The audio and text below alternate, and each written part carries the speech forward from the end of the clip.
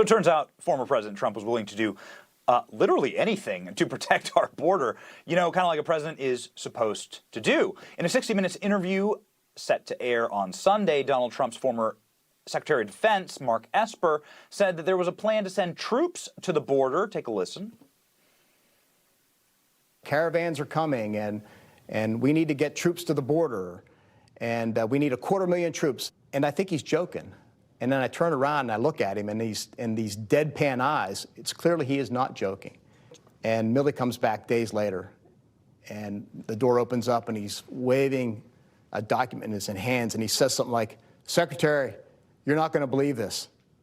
And that's when he explains to me that, yes, they were working, that we had developed a plan. Good. Wait a sec. Wait, where's the shock there? That seems like completely logical.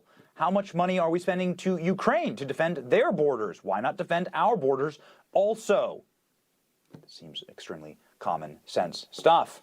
Donald Trump was trying to protect our border. It's not a crazy idea. Presidents are supposed to do that.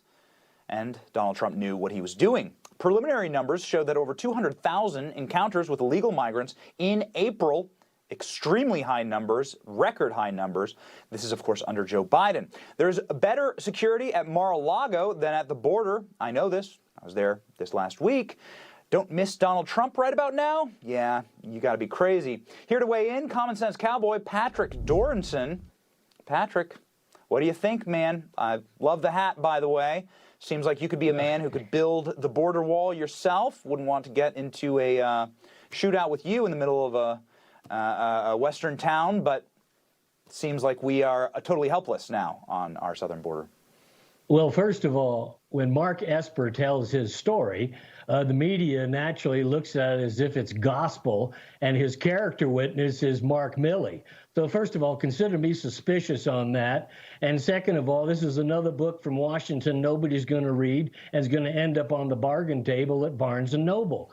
Look, I've been to the border in Arizona, and in some places, the border is 6 strands of barbed wire. Now, I was down there with a rancher friend of mine, and he was pointing to some flashes over on a hillside, and he goes, "You know what that is?" And I said, "What?" He goes, "That's the cartels looking at us right now. They have high-powered military observation gear."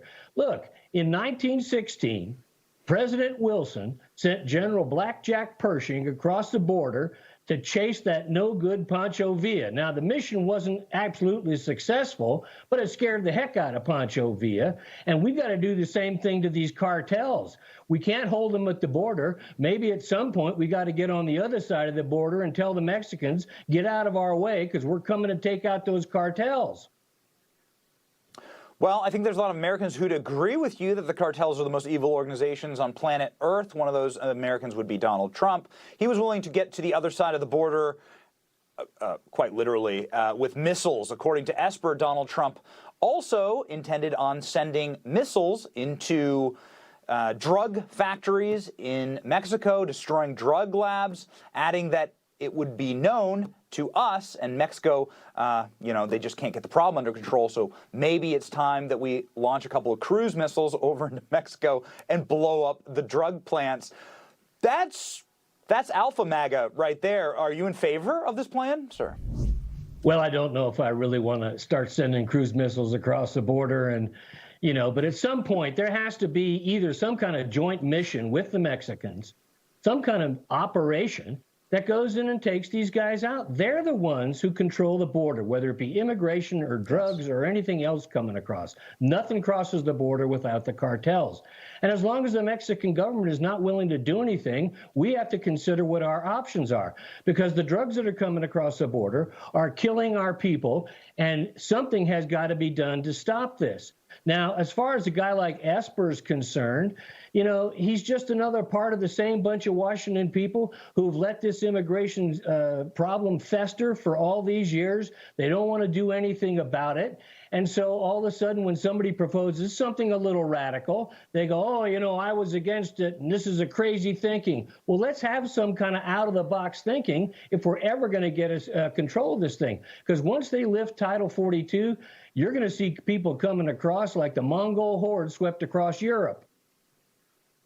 Yeah, you're already starting to see that, and it becomes very, very concerning to all of us, the number of terrorists who have crossed into the border and crossed into our country. That seems like perhaps the worst thing that could ever happen to America. People have absolutely forgotten September 11th, which was, of course, a immigration failure. Do you see some type of awful calamity on the horizon here? Well, you know, it's funny that Mayorkas and these other folks say, well, it's only 42 people. Well, the Israelis have a saying, we have to be right 100% of the time. The terrorists only have to be right once. And that's the thing that scares me the most. We have known 42 terrorists. How many are really here? That's only the ones that they've identified. So yes, it does worry me a great deal that there's nothing going on at the border. These poor guys who are Border Patrol agents are working so hard just to try and stem the flow, and they get no cooperation from Washington. And I really am afraid that that person is already here, and we should be on the lookout, and that would be absolutely a disaster for this country. Yeah, you know what? They're inviting it at this point. I mean, you're just inviting it. A nation without borders, it's not a nation, right? So, Patrick Dorinson, thank you for joining us and for adding some clarity there and for adding an amazing hat to this show. Thanks.